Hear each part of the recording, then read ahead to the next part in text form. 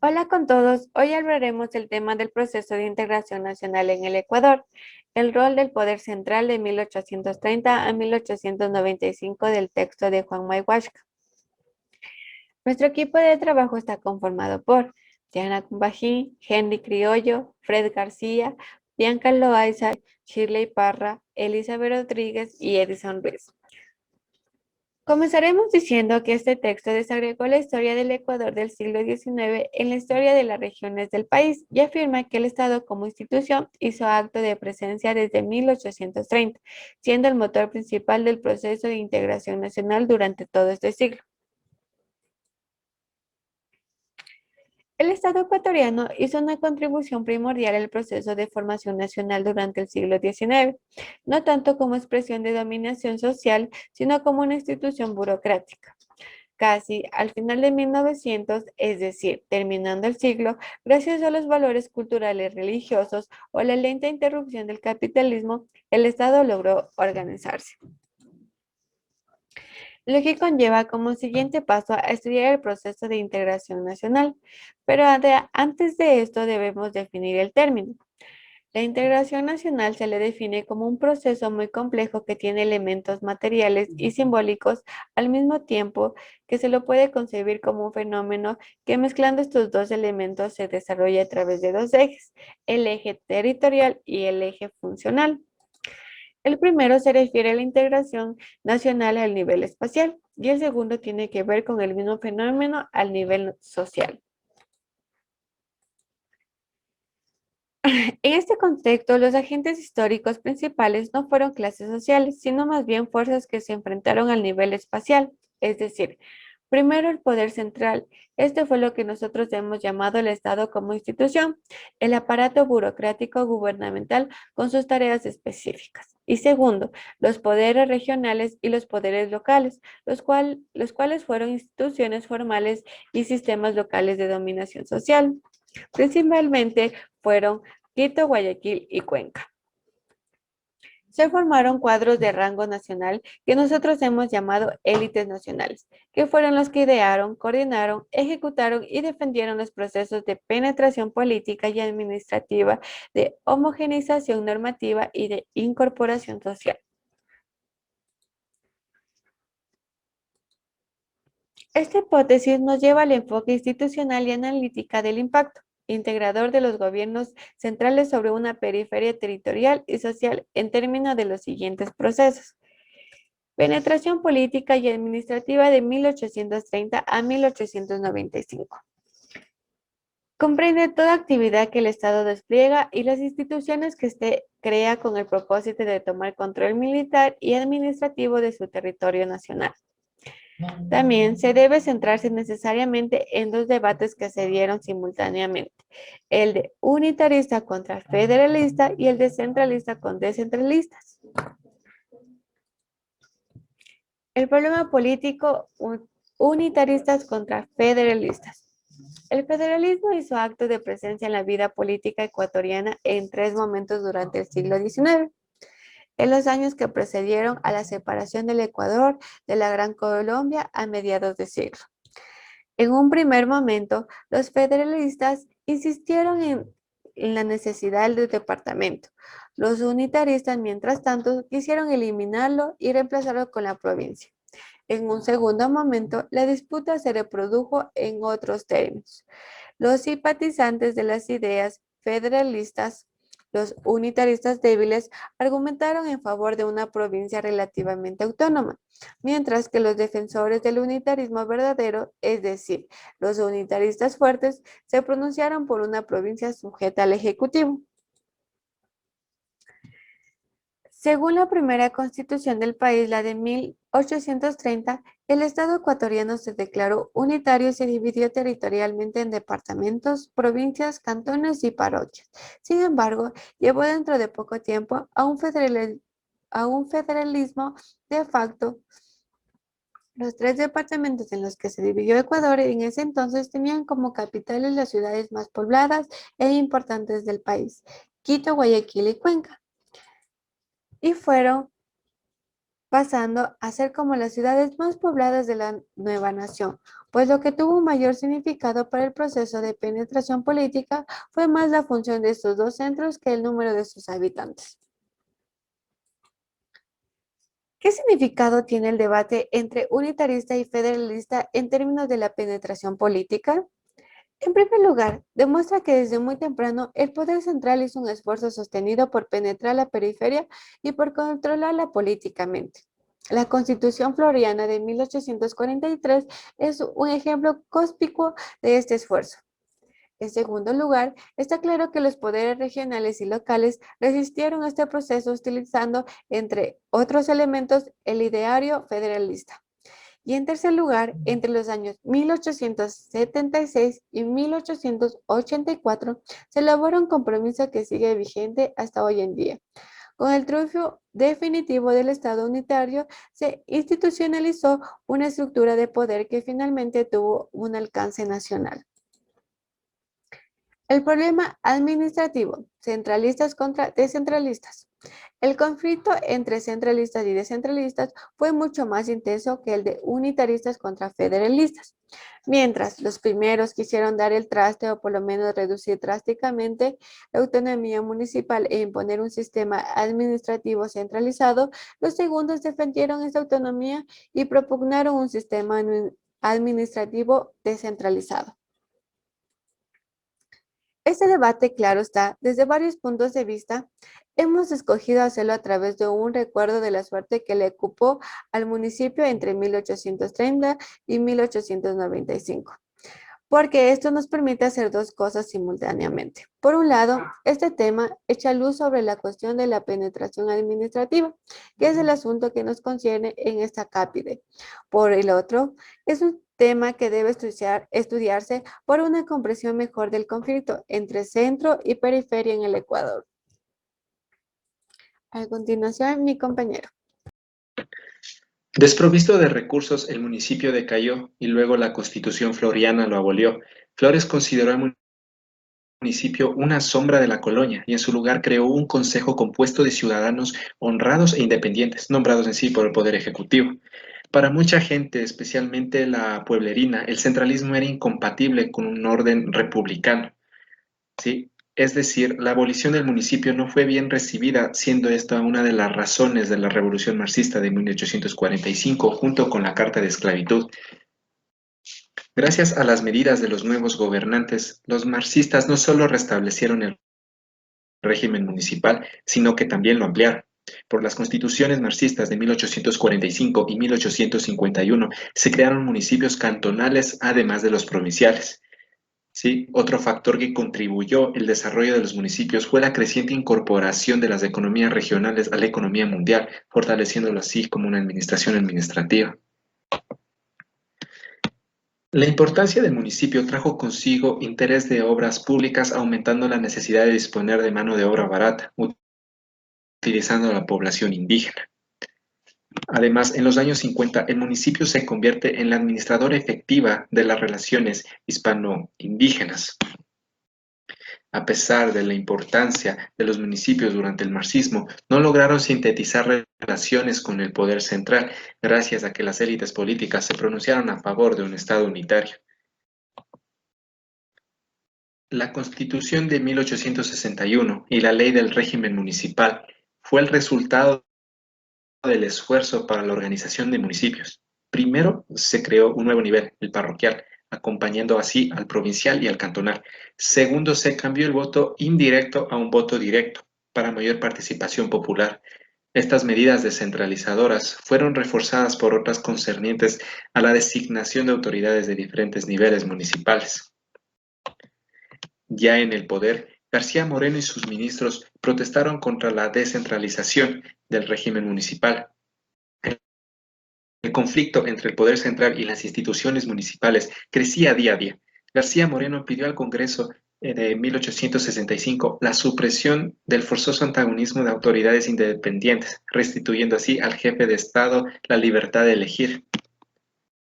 La Constitución de 1869 reflejó sin compromiso ideas de García Moreno, implementando su proyecto de administración centralista, suprimiendo así a los municipios parroquiales y cantonales.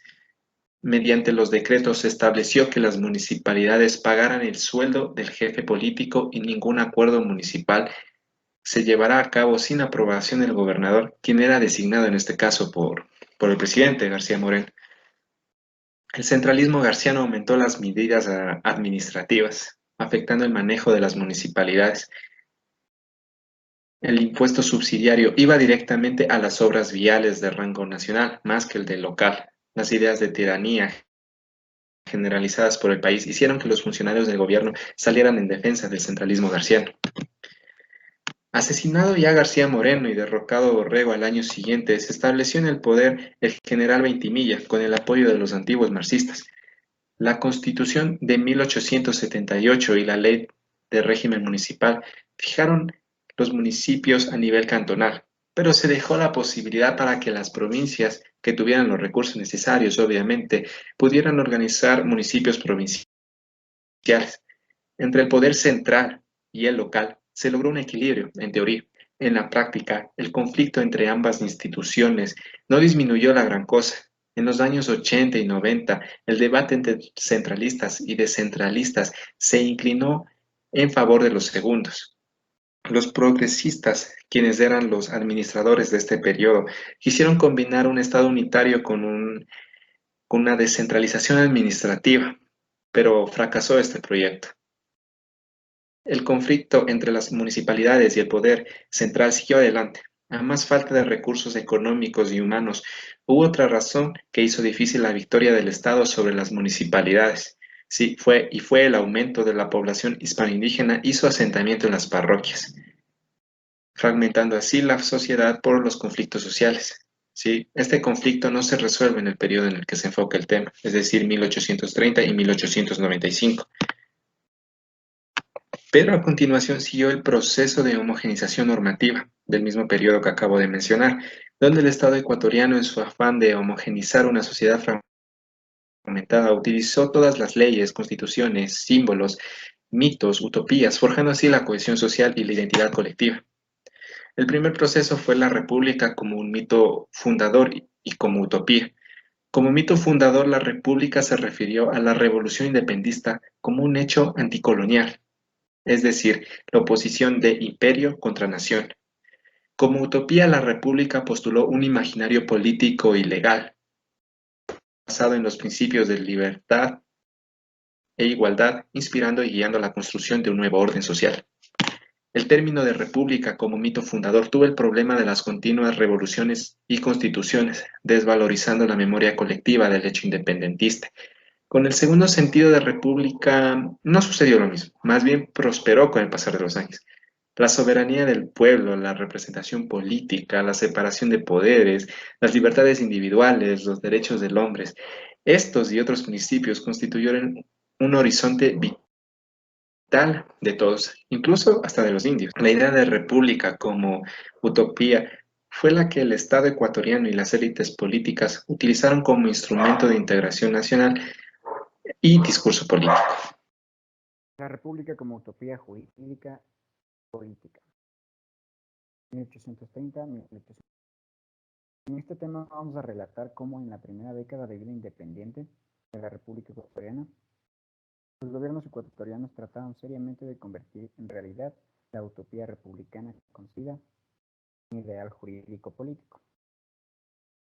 El proyecto republicano en el Ecuador en su forma inicial quiso conciliar el principio de libertad con el de autoridad, y por lo tanto tuvo un corte netamente jurídico y político. Al inicio de la vida independiente, la mayor preocupación de las élites políticas nacionales fue la implantación de la República a nivel de Estado. En los primeros 15 años se redactaron 3 constituciones, en 1830, en 1835 y en 1843. Los principios fundamentales que se utilizaron durante el periodo en cuestión fueron el de soberanía, residente ora en el Estado, ora en la nación, el de sufragio popular como método para designar a los órganos estatales, el de la separación de los poderes, el del presidencialismo, el del gobierno responsable y alternativo, y el de las garantías civiles. El primer gobierno, de 1830 a 1834, de Juan José Flores, fue nuestro primer presidente de la República del Ecuador. En general, el primer gobierno del Ecuador se percibió como una administración carente de ideas y de capacidad administrativa. Juan José Flores se destacó por ser un soldado leal y comprometido con la lucha por la libertad de los pueblos, convirtiéndose en un gran estratega militar y político, el cual le permitió alcanzar la presidencia de la República del Ecuador en 1830. Continuando con el gobierno de Juan José Flores, no fue un estadista, su gestión tuvo ideas directrices. Es verdad que cuando este caudillo fue elegido como el primer mandatario ecuatoriano, tuvo muchas dudas sobre la viabilidad del sistema republicano. Sin embargo, aceptó el cargo y la responsabilidad consiguiente. Podemos concluir que a pesar de todas sus dudas, durante su primera administración, Flores hizo un esfuerzo por articular un proyecto de gobierno inspirado en un republicanismo de corte jurídico y político. El segundo gobierno, comprendido de 1834 a 1839, por el señor Vicente Rocafuerte. Al comenzar su periodo como presidente, fue un republicano convencido y como tal tuvo fe en la eficiencia de las leyes. Según él, un país tan heterogéneo como el Ecuador, las leyes homogeneizarían y unirían a las diversas razas, culturas y regiones del país. Con el paso del tiempo, Vicente Rocafuerte se impacientó con las reglas del juego constitucional,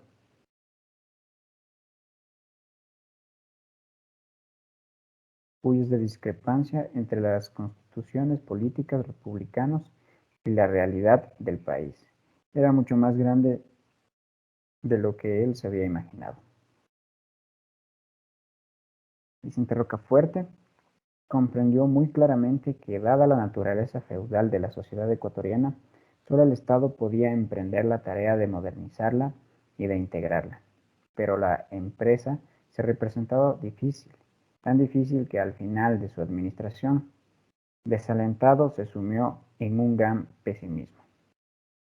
El desencanto de Rocafuerte fue compartido por una fracción importante de las élites políticas nacionales. A pesar de los esfuerzos de Flores primero y de Rocafuerte después, se había dado una seria erosión de la autoridad de los poderes públicos, cosa que amenazaba en sumir al Ecuador en la anarquía. En el tercer gobierno, comprendido en 1839 a 1845, Juan José Flores regresa de nuevo al poder y, guiando un grupo político, determinaron que el pueblo ecuatoriano tenía un carácter autoritario y que la forma más factible de gobernar sería crear instituciones políticas compatibles con su naturaleza. La Constitución de 1843 se entiende como el reforzamiento del Ejecutivo, que es su característica principal, más que la expresión de la ambición personal de Flores o de los intereses de clase de la aristocracia serrana. Fue una reforma ideada por un grupo de políticos e ideólogos liderados por Flores, en su afán por institucionalizar el principio de autoridad en circunstancias difíciles. ¿Cuáles eran estas circunstancias? La constante inestabilidad política, cuya consecuencia más temida fue la pérdida de la legitimidad del Estado. El fracaso y el inicio de la revolución. Lo que Juan José Flores comprendía como el espíritu de la nación se percibía más como una monarquía constitucional. Esto provocaría que se desatara una revolución contra la Constitución de 1843 y posteriormente la culminación de la segunda presidencia de Juan José Flores con un triunfo para la revolución contra la Constitución en 1845. Gracias. Mi nombre es Bianca Loaiza y el tema principal es la República como utopía económica social de 1845 a 1861 y como tema secundario es la Revolución Marxista. Como pioneros de esta revolución tenemos a las identidades de José Joaquín de Olmedo, el cual nace en Guayaquil, Ecuador, en 1780 y muere en el mismo lugar en 1847. Fue un abogado político, prócer y poeta guayaquileño. También tenemos a Juan José Flores. Nace en Puerto Cabello, Venezuela, en 1800 y muere en Guayaquil en 1864. Fue un militar y posteriormente líder político ecuatoriano a partir de 1830. También tenemos a Francisco Robles. Nace en Guayaquil en 1811 y muere en 1893. Fue un militar político ecuatoriano, ministro de guerra en el gobierno de José María Urbina, con quien había colaborado para derrocar al presidente Diego Noboa, y gracias a la influencia de Urbina alcanzó la presidencia de la República del Ecuador en 1856. Vamos a hablar un poco más sobre la época marxista. Aquí, gracias al proceso económico, llegan nuevas oportunidades, mostrando la modernidad, y al mismo tiempo surge la época marxista, periodo de la historia ecuatoriana, que se inicia por la revolución homónima impulsada por José Joaquín de Olmedo contra el régimen de Juan José Flores en el año de 1845. Termina en 1859 con la caída de Francisco Robles, que causa un periodo de inestabilidad, terminando con el ascenso de Gabriel García Moreno, que enfrentó a las fuerzas de apoyo al presidente Juan José Flores y las facciones rebeldes opositoras marxistas. El objetivo de los marxistas fue agilizar este proceso de bonos de deudas inglesas, creyendo obtener dos resultados. Uno, que era desear sanear el crédito de bolsas extranjeras, particularmente en Londres, y por otra parte también pretendían pagar deudas con terrenos baldíos. Estas deudas eran pagadas a empresarios extranjeros para que invirtieran en empresas. Ellos estaban convencidos de que los países de modernidad eran Inglaterra y Estados Unidos. Por eso los marxistas estrechan lazos de prosperidad para aprender sobre ellos, destruyendo el régimen colonial sobre negros e indígenas y el poder sobre los blancos, pobres y mestizos, adoptando el principio de igualdad. Ya en el siglo XIX surge la crisis de 1859, que fue un conflicto civil ecuatoriano que enfrentó a las fuerzas de gobierno liberal del presidente Francisco Robles contra el bando de los rebeldes conservadores católicos, liderados por el abogado, escritor y periodista Gabriel García Moreno, por el gobierno de la República del Ecuador.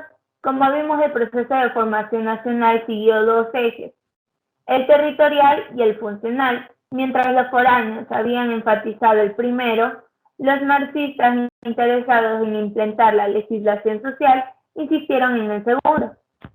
Ya los élites regionales estaban amenazados y se ponen en contra del Estado y de los de abajo, obteniendo 4 gobiernos. También una parte fundamental es que la balcanización del país significó el cuestionamiento frontal de la legitimidad del Estado y el poder central, que no renunciaría a la tutela del control de masas rurales. Con el Acuerdo Constitucional de 1861 prometía la legitimidad del Estado como el de la movilización de las clases peligrosas, el cual no lo lograron. Ya en 1869, el golpe de García Moreno, político, abogado, escritor y dictador ecuatoriano que nació el 24 de diciembre de 1821 en Guayaquil y falleció el 6 de agosto de 1875 en Quito, propuso llevar a la práctica un proyecto político sobre construir nuevamente el edificio republicano, pero esta vez sobre cimientos nuevos, apareciendo la concepción garciana de la República Católica. En 1869, él expone sus ideados objetivos. Nos dice lo siguiente: poner en armonía nuestras instituciones políticas con nuestras creencias religiosas. Y el segundo, investigar a la autoridad pública de la fuerza suficiente de resistir a los embates de la anarquía. García Moreno cuestiona la legitimidad de las prácticas políticas, ya que solo la ley religiosa podía hacerlo, y la unión armoniosa de estas dos podría combatir el problema de identidad colectiva. García Moreno fue influenciado por las obras escritas por Balmes. El protestantismo, comparado con el catolicismo en sus relaciones con la civilización europea, fue la obra que más llamó la atención, puesto que García Moreno decía que la civilización moderna fue fundada por el catolicismo en sí.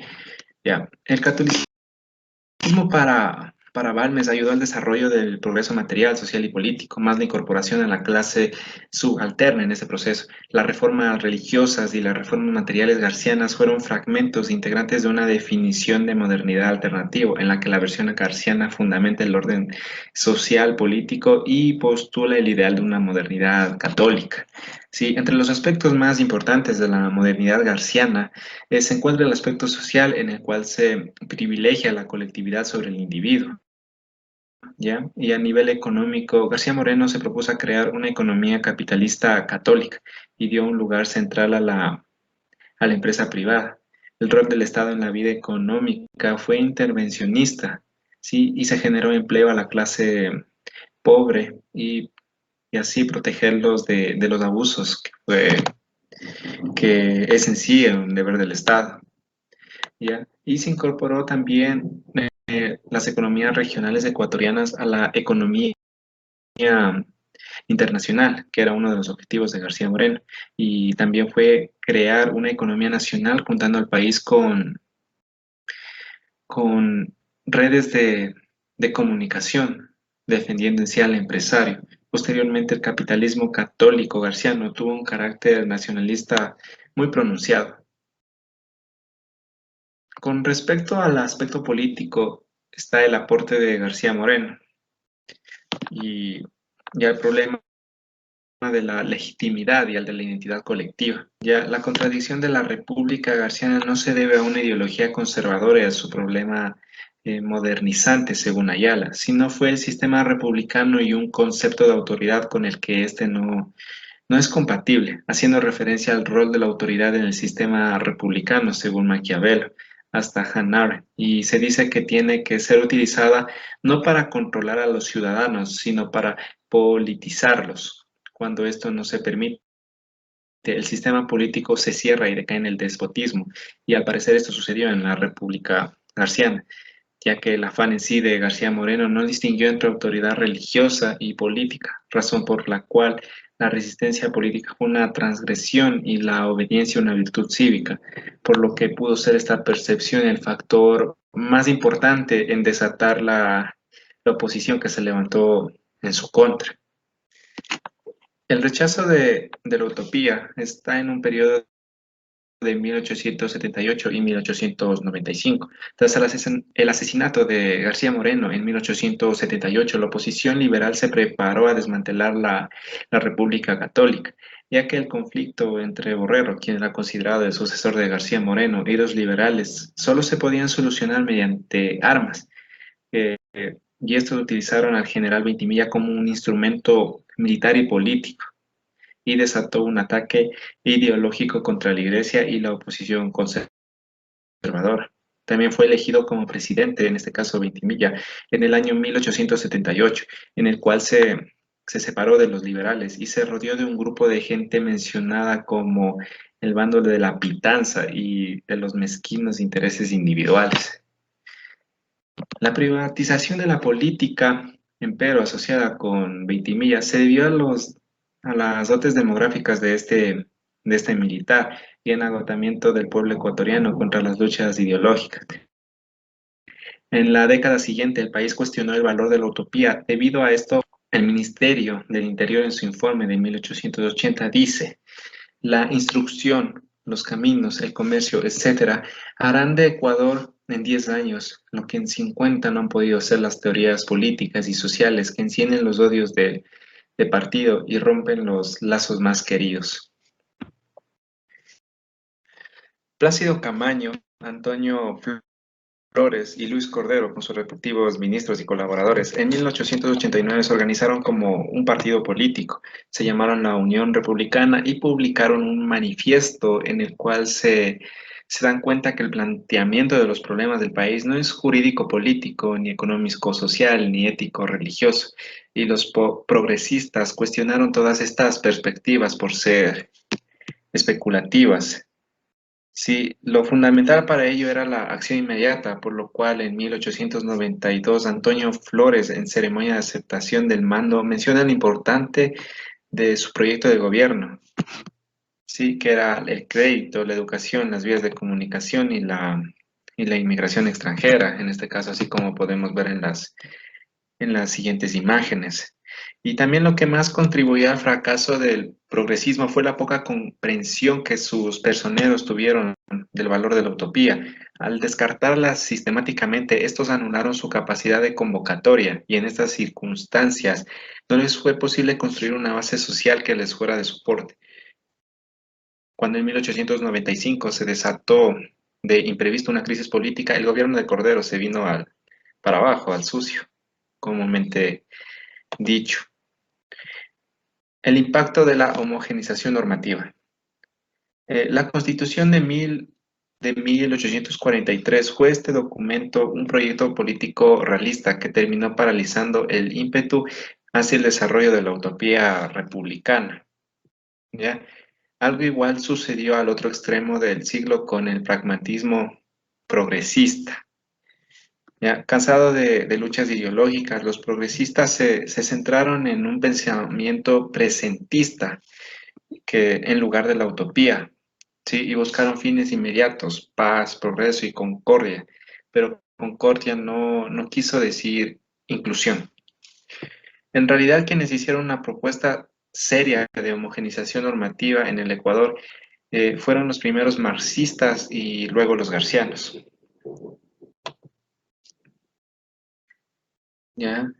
El carácter igualitario de la República marxista tuvo un gran poder de convocatoria, cautivando a campesinos de la costa y de la sierra, a la gente pueblerina, a los profesionales, a los comerciantes, pero sobre todo a los empleados públicos y militares, junto a algunos individuos de las clases poderosas. Mientras que la utopía garciana eh, dio una impresión prevalente en que su poder de convocatoria se redujo principalmente a las oligarquías regionales al no existir trabajos minuciosos de la segunda administración de García Moreno, y se tiene la sospecha de que la utopía garciana, por ser comunitaria, atrajo gente de diversa índole en todo el país. Y en sí, la consecuencia más relevante de la participación de la población ecuatoriana en estas convocatorias fue la formación de una conciencia nacional, sacando como hipótesis eh, que la convocatoria marxista fue primero y la garciana en sí fue después. Sin embargo, las dos pusieron las bases de una identidad nacional. Proceso de incorporación social. Antecedentes. A medida que el proceso de penetración social se desarrolló en el eje territorial y afectó a poderes regionales y locales, el proceso de homogenización se dio en el eje social y su impacto fue directamente a las clases subalternas. Estos procesos movilizaron a grupos sociales a la periferia, fueron perceptibles desde el comienzo de la vida republicana, es decir, a partir del año de 1845, teniendo su desarrollo en los años 50, llegando a generar un problema para el poder central. Este conflicto, principalmente de clases subalternas, conlleva al proceso de incorporación social en 1875, el cual contenía varios aspectos a abordar, pero el principal fue mediante el sufragio en las reformas dadas de 1861. Para esta época, un determinante avance, sin embargo, estaba en función de los intereses de las élites. Las interpretaciones corrientes de la reforma de 1861. Hay algunas interpretaciones que se hacen en la reforma de acuerdo con el artículo titulado El sufragio en el Ecuador de Tobar Donoso. En 1861 nos plantea dos periodos. El primer periodo, de 1830 a 1861, Se evidencia un periodo donde la participación de los votantes fue extremadamente reducida, debido a las restricciones referentes a la edad, debías tener mayor a 21 años, estado civil, casado, fortuna por ser bien raíz y alfabetismo, saber leer y escribir. Así también, al adoptar el principio de paridad en lugar del poblacional, hizo que las provincias más populosas del país salgan afectadas al no tener oportunidad. Las interpretaciones corrientes de la Reforma de 1861. Se evidenció un periodo en el cual se realizaron cambios importantes. Se suprimió la restricción censitaria, conservando el principio de paridad, y se adoptó el principio de proporcionalidad, lo que permitió la representación territorial. Así también se consolidó el sufragio directo y secreto. Citando al autor, las grandes conquistas del sufragio en sentido democrático se deben a García Moreno, dando a entender que las reformas permitieron mayor capacidad de votación al crecer el número de votantes con respecto al periodo anterior. Las interpretaciones corrientes de la Reforma de 1861. Otra interpretación, con un plano radical, la propone Manuel Medina Castro en el ensayo titulado Proceso formativo del electorado nacional. Medina refuta a Tobar Donoso explicando lo siguiente. El proceso durante el siglo XIX no puede ser lineal, más bien se dio en avances y retrocesos. Como ejemplo, al avanzar en la Constitución de 1861, pero retrocediendo en la de 1869. Es así como la Constitución de 1883 suprime el requisito de fortuna para ser electo a un puesto público, en cambio se limita la ciudadanía para varones. Admitiendo que en 1861 el cuerpo electoral y proceso participativo se ensanchan debido al triunfo de un nuevo tipo de propietarios, la burguesía terrateniente y la nueva propiedad avasallada a la antigua propiedad. Por última instancia, el trabajo de Rafael Quintero, de 1978, nos ofrece su tercera interpretación. No hubo ensanchamiento del sufragio, ni la nueva propiedad se impulsó, sino fue una concesión táctica de terratenientes serranos a una burguesía comercial en ascenso, su ideario anticuado e instrumentalizado en beneficio de los latifundistas. Las reformas de 1861 y el ensanchamiento electoral. Quintero, mediante el material recolectado de carácter estadístico, logra sacar las siguientes conclusiones. Mediante el siguiente cuadro, demuestra por un lado el ensanchamiento del cuerpo electoral desde 1848 a 1894, a lo largo del país, y por otro lado, el proceso de diferenciación debido a su aumento no se dio igual en todas partes. Como podemos ver en el cuadro número 1, se evidencia que principalmente en las provincias de Manabí, Guayas y El Oro hubo un crecimiento lento y de igual forma un aumento en el electorado nacional. Ahora se procede a dar una visión en conjunto. El siguiente cuadro recoge datos desde el periodo de 1830 a 1921 para aprender lo que sucedió con el cuerpo electoral ecuatoriano. Tomando en cuenta el siguiente cuadro, se resume lo siguiente.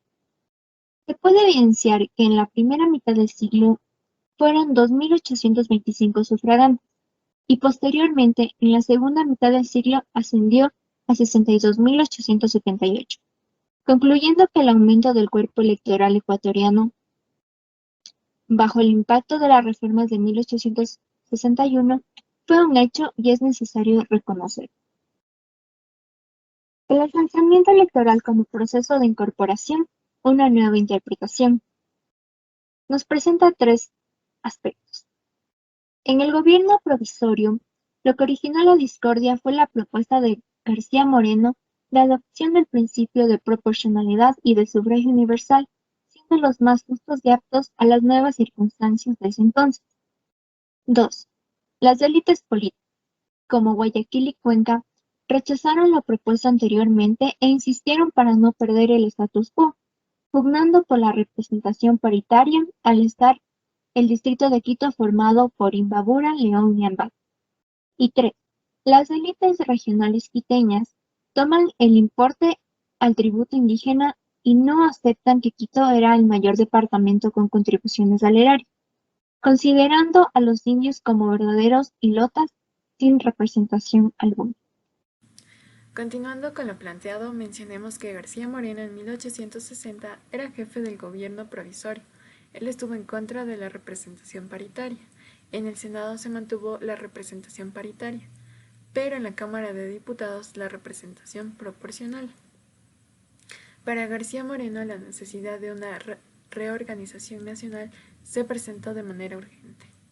El conflicto entre el poder central y las élites regionales esta vez no tuvo que ver con el equilibrio interno territorial, sino más bien con lo que se podría llamar equilibrio interno social.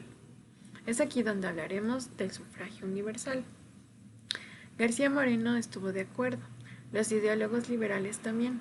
Influyó la Constitución Liberal Colombiana de 1850 y la oleada europea y americana del sufragio. Algunos puntos a mencionar. Las élites regionales se opusieron al sufragio universal y por razones doctrinarias los conservadores, pues ellos querían el sufragio representativo. La Convención de 1861 suprimió el requisito económico para ser ciudadano. Se plantea una lógica institucional o lógica de lo político. Hasta aquí hemos examinado con algún detalle las razones por las que las élites políticas de la época estuvieron a favor y en contra de las reformas electorales de 1861. El debate revela un conflicto entre centro y periferia. El centro propuso la representación proporcional y el sufragio universal. Ahora bien, como veremos a continuación, esta reconstrucción nos ayudará, por un lado, a cuestionar las interpretaciones de las reformas de 1861 y por otro, a proponer una interpretación alternativa. Comencemos con Medina Castro. No creemos que pueda demostrar que las reformas de la Constitución de 1861 reflejaron el triunfo de la nueva propiedad sobre la antigua. En primer lugar, la nueva propiedad solo se consolidó a finales del siglo. En segundo lugar, los nuevos ricos de los años 50 no articularon un proyecto político propio.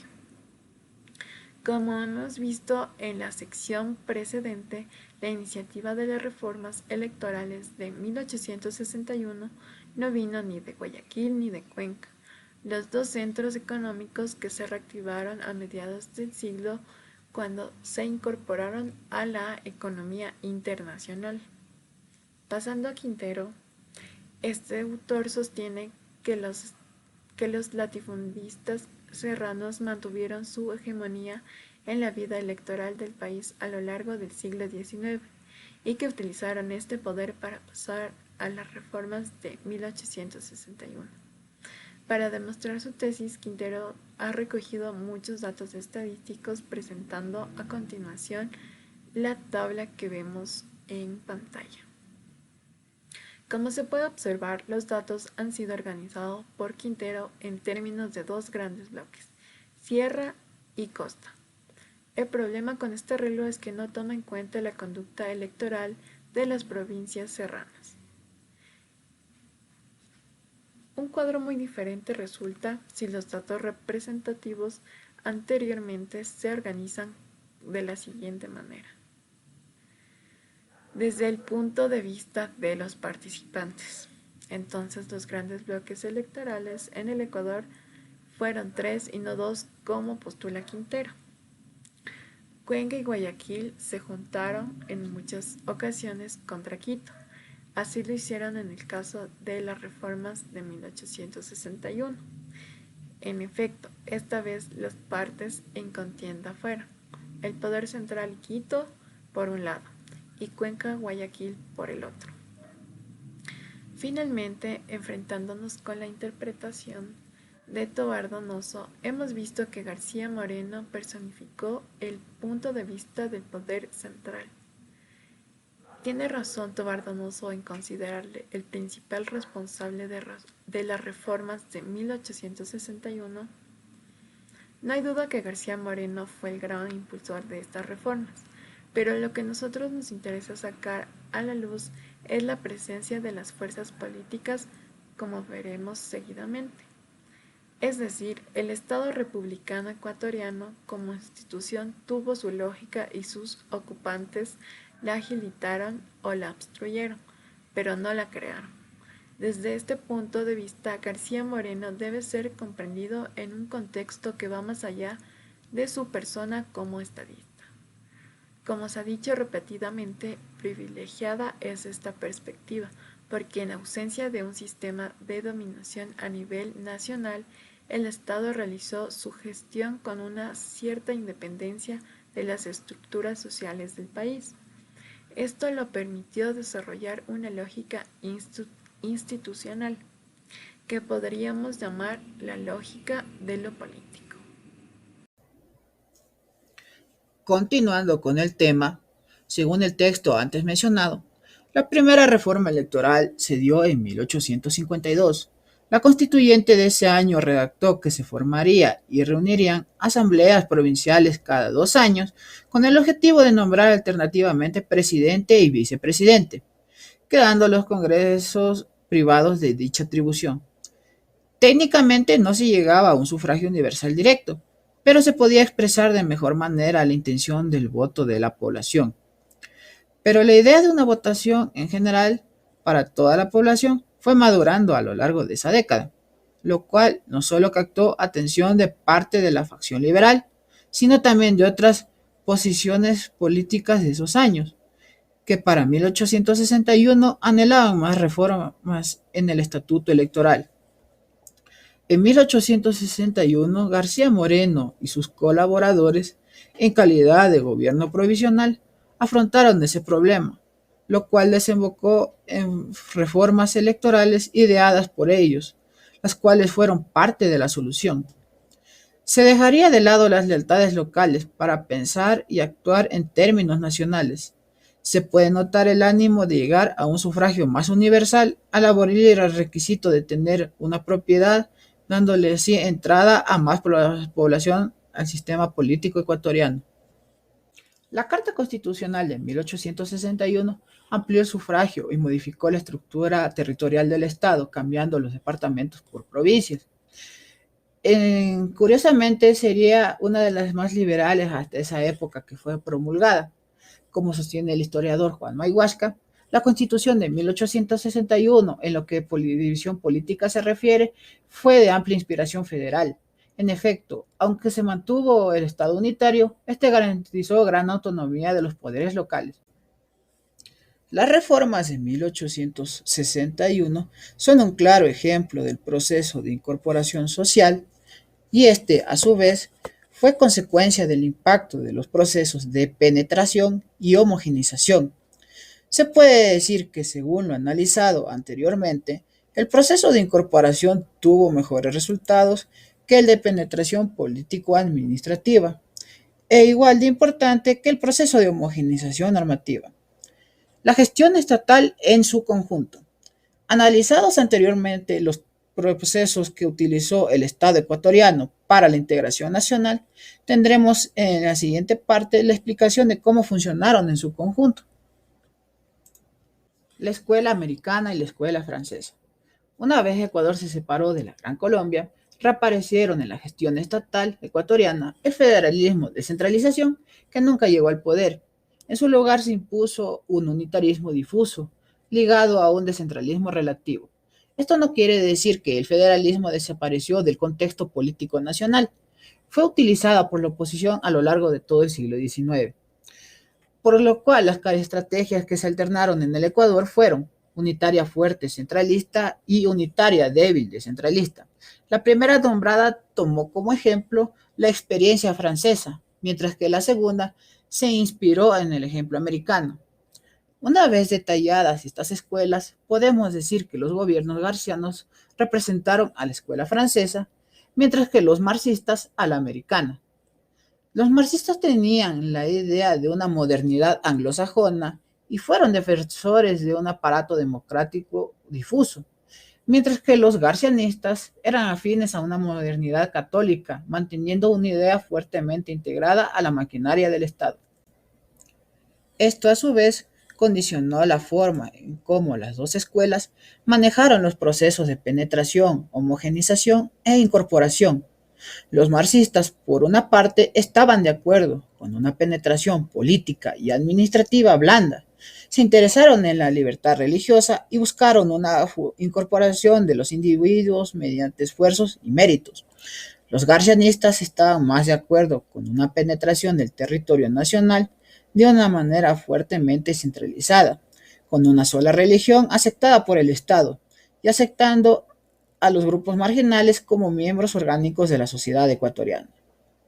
Al analizar las administraciones del Estado a lo largo del siglo XIX, destacamos que la escuela francesa predominó durante ese siglo con las administraciones de Flores, Rocafuerte, García Moreno y Camaño, mientras que en la escuela americana estuvo presente con los gobiernos de Roca, Urbina, Robles y Ventimilla. La secuencia causal: penetración, homogenización e incorporación. Hasta muy entrado el siglo XIX, el principal problema que afrontó el Estado ecuatoriano fue el de la paz y el orden. El Estado, en primer lugar, se preocupó en agilizar el proceso de penetración político-administrativa. A pesar de esta debilidad, el poder del Estado ecuatoriano politizó los centros regionales. Debido a estas razones, existieron múltiples movilizaciones sociales a lo largo del siglo XIX, porque en las partes periféricas del país fueron percibidas como una imposición hasta una conquista, lo cual agudizó la resistencia de las élites locales y las regionales. Conclusiones.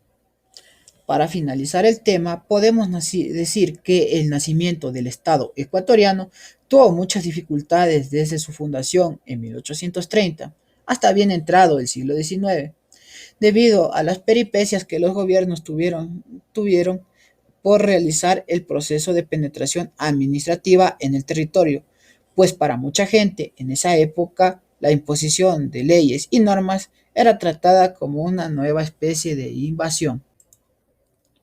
Los diferentes presidentes que tuvieron el cargo durante esos años manejaron dos escuelas, como lo mostramos en esta exposición, las cuales marcaron sus formas de hacer política dentro de sus mandatos. Esto los llevó a modificar la Constitución varias veces y podemos decir que afectó mucho al equilibrio del país.